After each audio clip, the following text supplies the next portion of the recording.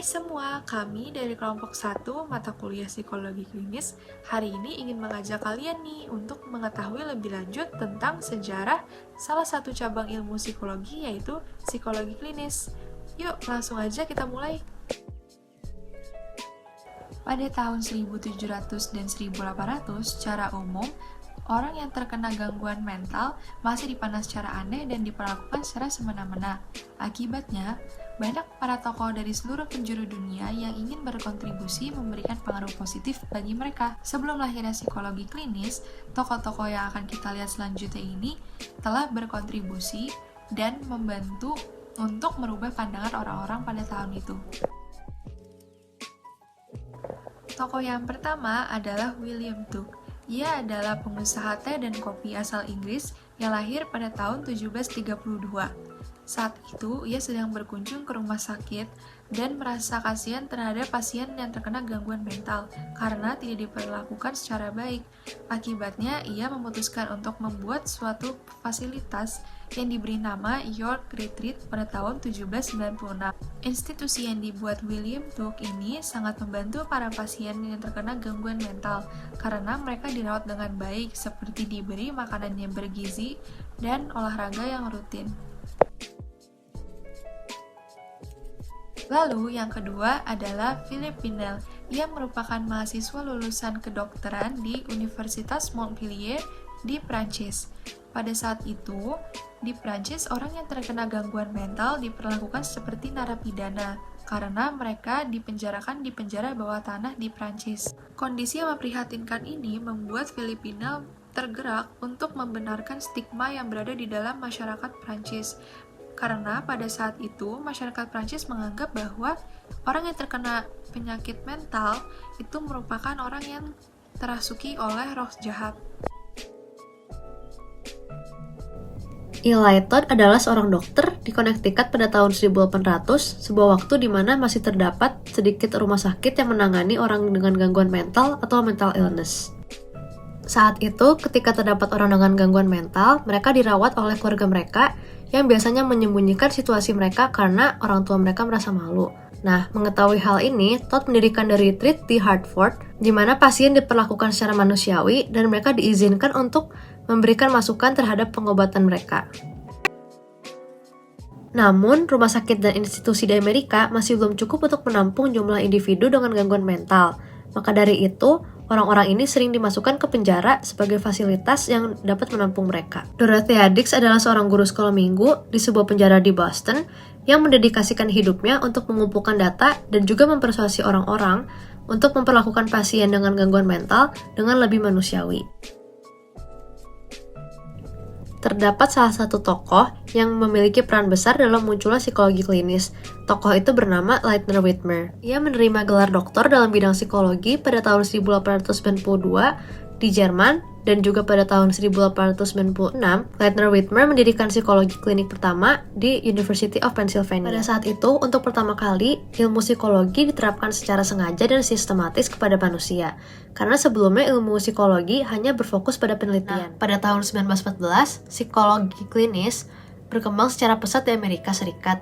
Terdapat sekitar 20 klinik psikologi di Amerika Serikat yang sebagian besar meniru model Whitmer. Pada tahun 1907, Whitmer membuat jurnal ilmiah pertamanya bernama The Psychological Clinic yang memuat istilah psikologi klinis serta penjelasannya tentang psikologi klinis dan juga perkembangannya. Whitmer menekankan bahwa psikologi klinis dapat diterapkan baik pada orang dewasa maupun anak-anak. Di kliniknya, Whitmer dan rekan-rekan kerjanya bekerja terhadap anak-anak dengan masalah yang berakar dari lingkungan sekolah, baik pembelajaran maupun perilaku mereka. Namun, terdapat beberapa pertimbangan terhadap gagasan Whitmer ini.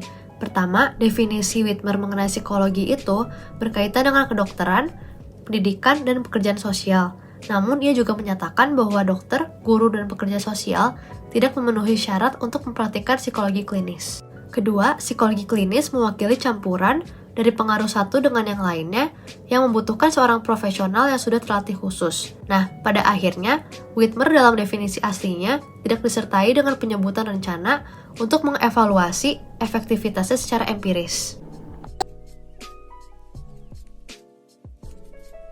Isu diagnostik. Awal terbentuknya psikologi klinis oleh Whitmer yang mengurusi dan mengkategorikan masalah-masalah yang terjadi pada manusia seperti penyakit mental. Penyakit mental merupakan isu paling umum yang dibahas oleh psikologi klinis. Pada tahun 1800-an, sistem pelabelan untuk penyakit mental mulai terbentuk secara sederhana. Secara khusus, penyakit mental sering ditempatkan pada dua kategori yang sangat luas, yaitu neurotik dan psikotik. Seorang individu yang mengalami penyakit mental dengan kategori neurotik dianggap menderita dengan beberapa gejala kejiwaan, seperti kecemasan dan depresi. Nah, untuk masalah ini, terdapat seorang tokoh bernama Emil Kraepelin yang lahir pada tahun 1855. Ia dianggap sebagai bapak psikiatri deskriptif yang menawarkan sistem dua kategori penyakit yang berbeda.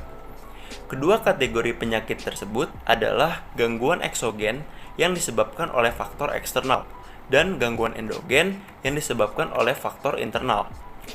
Dari kedua kategori penyakit tersebut, gangguan eksogen merupakan jenis gangguan yang jauh lebih dapat diobati. Kraepelin mengajukan beberapa istilah untuk gangguan-gangguan sebelumnya. Salah satu istilahnya adalah precox dementia untuk menggambarkan satu gangguan endogen yang mirip dengan skizofrenia. Kraepelin menetapkan pembuatan istilah diagnostik yang akhirnya mengarah pada Diagnostic and Statistical Manual of Mental Disorders atau DSM.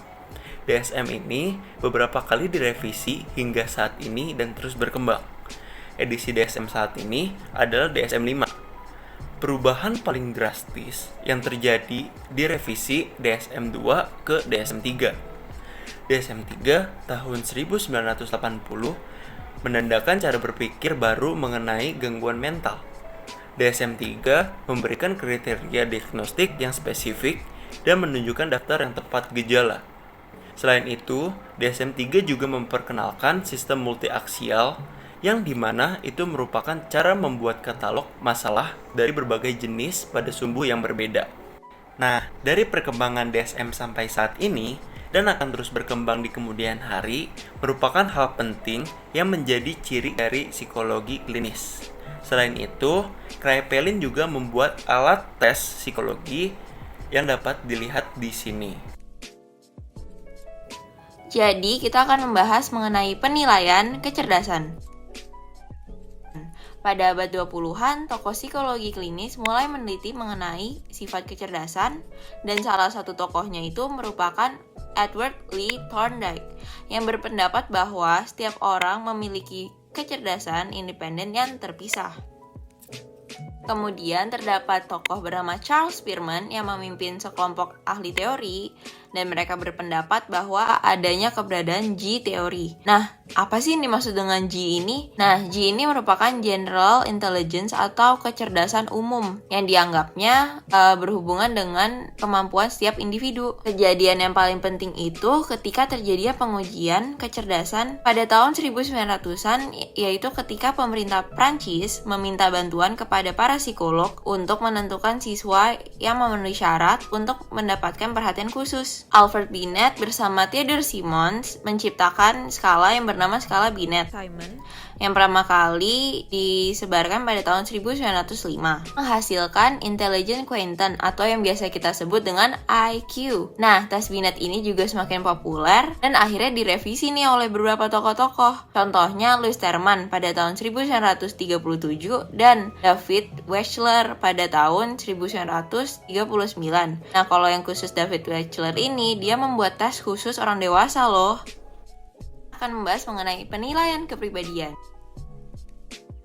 Pada tahun 1990, James McClellan Cattell menyebut bahwa adanya istilah mental test untuk pertama kalinya.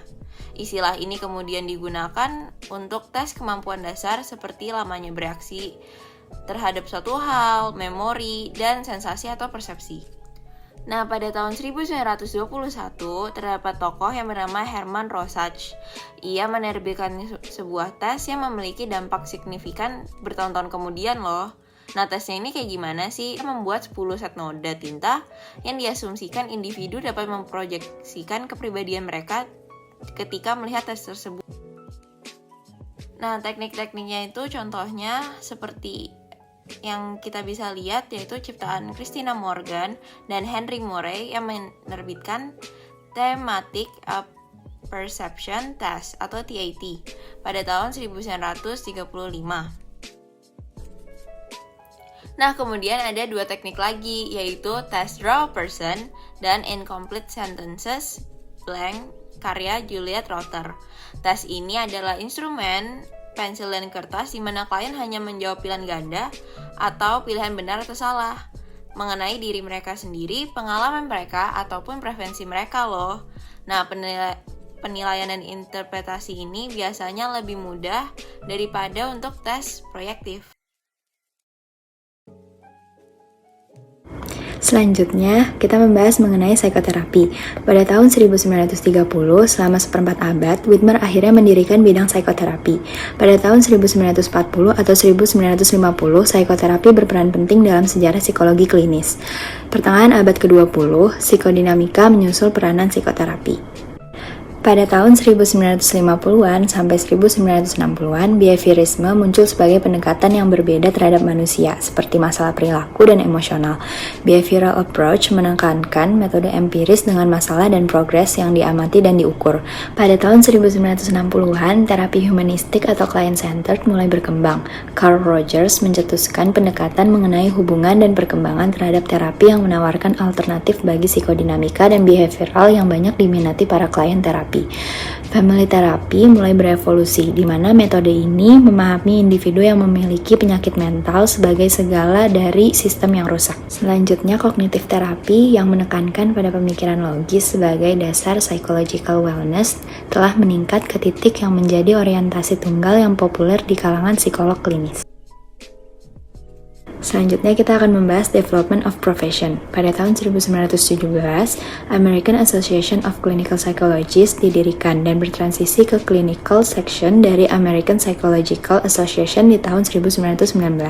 Selanjutnya, pada tahun 1921, Psychological Corporation didirikan menandakan bisnis besar yang akan menjadi psychological test dan pengukuran kecerdasan dan kepribadian. Pendidikan pelatihan psikologi klinis semakin meluas dan berkembang.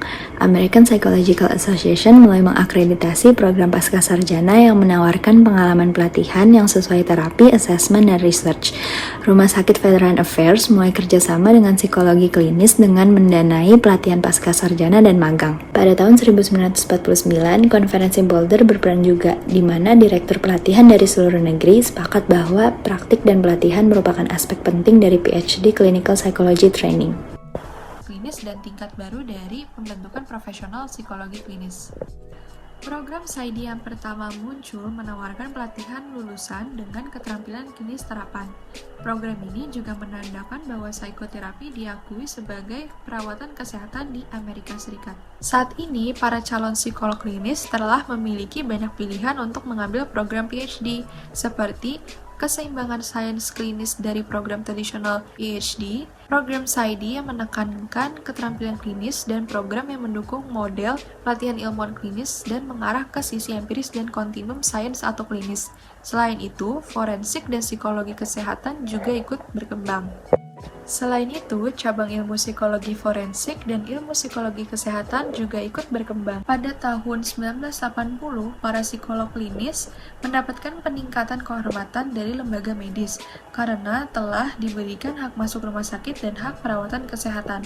Jumlah anggota American Psychological Association terus bertambah dan psikoterapi terus berkembang, terutama dalam pengaturan praktik pribadi. Pada akhir 1950, hanya 14% dari populasi Amerika Serikat yang pernah mendapatkan perawatan psikologis, dan pada tahun 2010 terdapat peningkatan, yaitu menjadi 50%.